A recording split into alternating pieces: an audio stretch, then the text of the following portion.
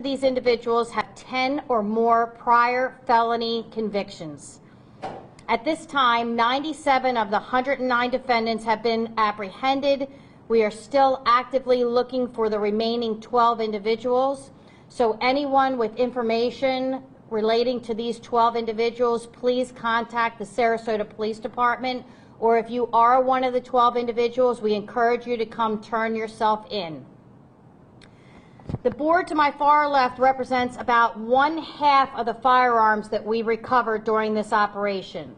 The other 50% have been sent out to labs for processing and analysis. The number of recovered firearms is as follows: handguns, 72, rifles, 7, shotguns, 3. This is a total of 82 recovered firearms that are now off of our streets.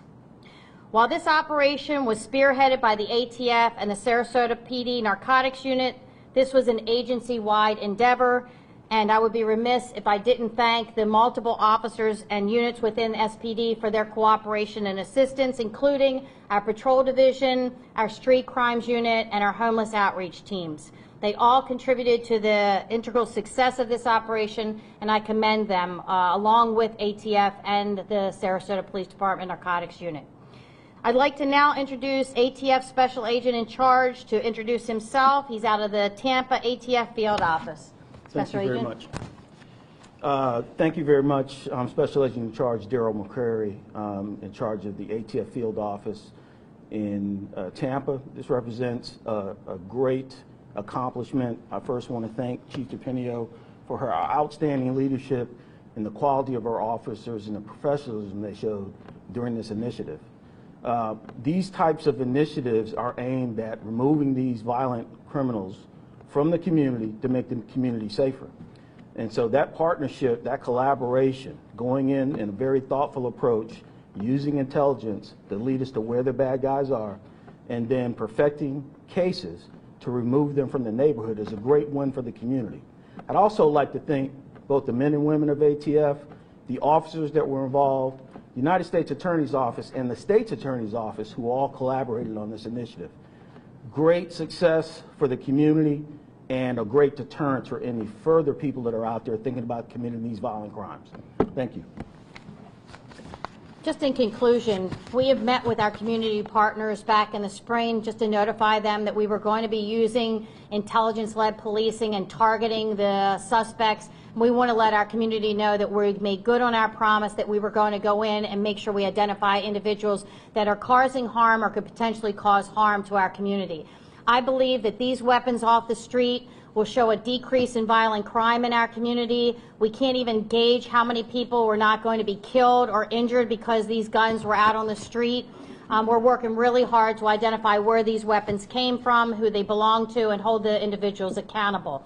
I'm proud of the men and women of the Sarasota Police Department. I'm proud of our partnership with our federal partners in ATF.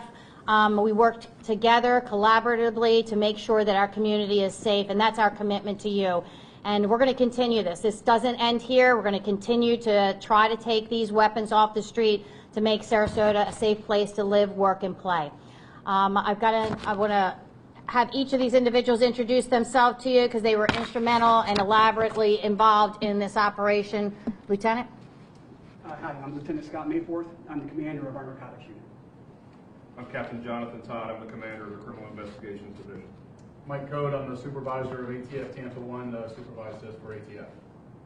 Craig Calmine, Assistant Special Agent in Charge for ATF Tampa. I just want to finally say that there was so much courage and heroism showed in this operation with the individuals that were actually working undercover to be able to purchase weapons.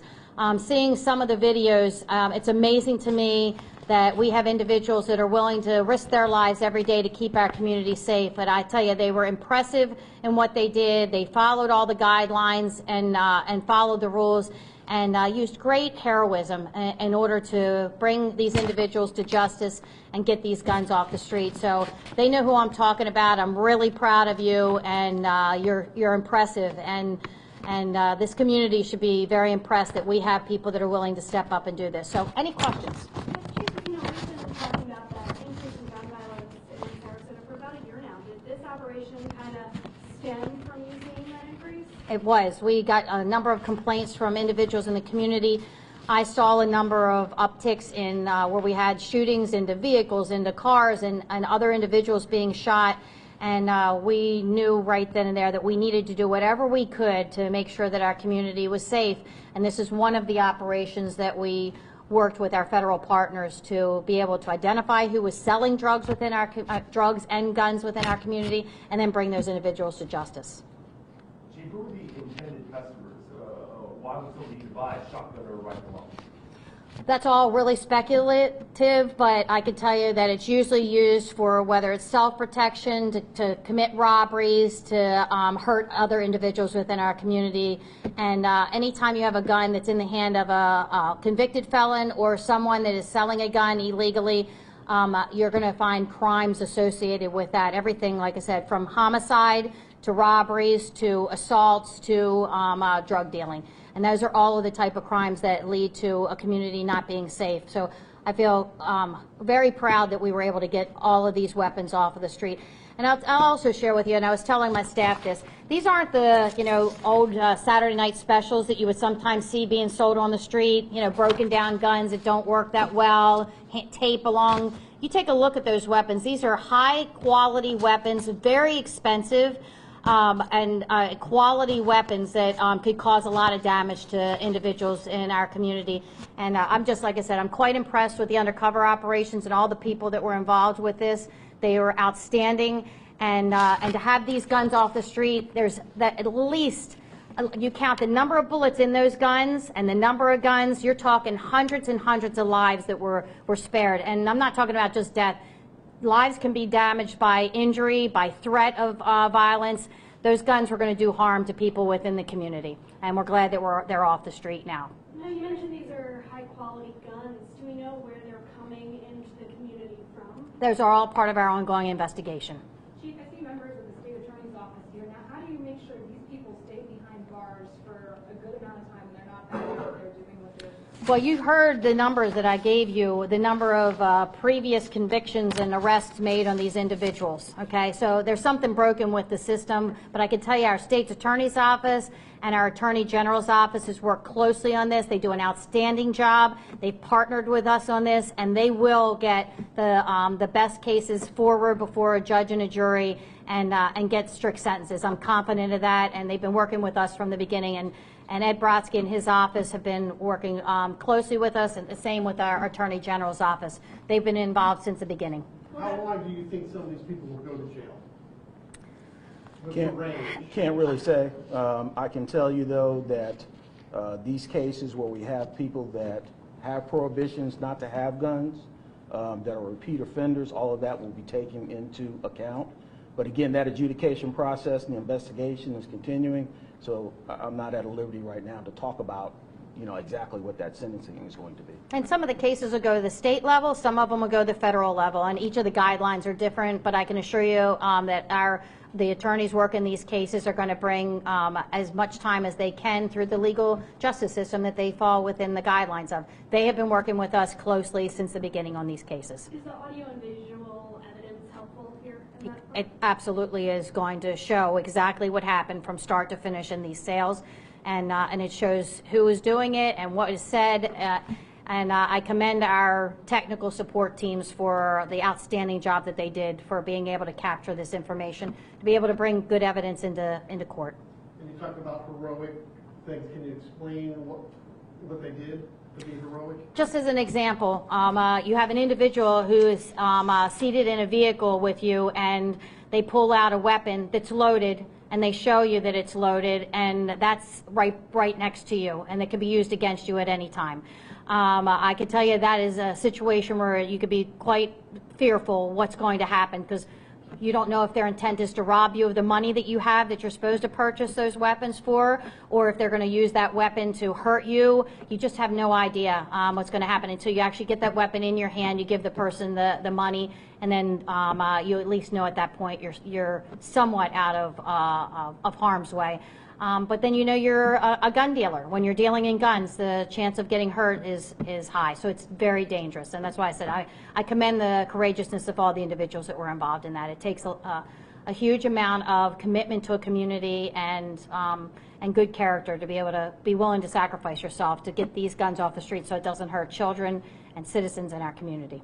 Have we noticed a change yet in the, I guess maybe in the number of gun violence? Has it dropped or anything? We're going to be analyzing that and taking a look at what the impact is. I feel like that there is, especially after this gets out to the public, we believe that there will be a significant change. People will know they can't just come and bring guns to sell in the city of Sarasota. And I'd like to take this opportunity to really encourage people to start locking your cars and not leaving your guns in unlocked cars, because it's just an easy opportunity for criminals to steal your weapons. And I really encourage people to buy safes, buy a gun lock, buy something to keep the guns out of the hands of criminal offenders. And we'll be identifying if any of these weapons were taken in those type of situations. But please lock your guns up, lock your cars. Hey, Chief, so a lot of these are bad men and women. Some of them are pretty bold. I know some of them were selling near schools or churches. Did any stand out, just kind of the boldness that some of these criminals were? I don't have any personal stories about that. I just think anyone that's willing to go and sell a gun out on the street is showing boldness and shows a danger to our community. I think each of these individuals that have been selling guns out on the street each have their own capacity that they need to be behind bars. So off our streets, away from our community to keep it safe. How long is the operation? The operation started in January and ended in September. Can we ask the ATF a question? Sure. Sir, we know that you're with the Tampa branch and you cover a lot of communities. How good is it to partner up on something like this? And how does it start to take that step in the right direction to making communities safer? I think it's outstanding. The fact that this collaboration between the federal government, state, local, between the state's attorney's office, between the U.S. attorney's office, this is the model of policing in the 21st century. The use of intelligence to go in and smartly identify where the crimes are taking place, who are perpetrating the crimes, and then coming up with a plan. And so there's a whole phase to that before we go in and actually do an operation like this. And so it's an outstanding example of when you marry the forces together between the state and local forces. When you look at the federal prosecutions, when you look at the state prosecutions, and then when you execute. And that's where we are now as a part of that execution. We've gone out and impacted these individuals. They'll go into an adjudication phase, and I'm pretty confident there'll be a high level of success in that phase. And then, again, the additional deterrent, okay, because you all are going to bring this to the community. They're going to see it. The criminals are going to see it, and they're going to react to it. And we've got anecdotal information to prove that. So it's an outstanding example of when we bring our resources together, collaborate to get these outcomes. It's outstanding. Is this one of the best that you've seen? Because I imagine you've done this from Tampa to Pinellas to Hillsborough. I can tell you that the number of people in this is probably the highest since I've been here, and I've been here for 3 years. And I would say, you know, ATF is a national organization. Even within the region that I'm in, which is considered the Eastern region, this is the highest number of people that we've arrested in one place in one operation like this year.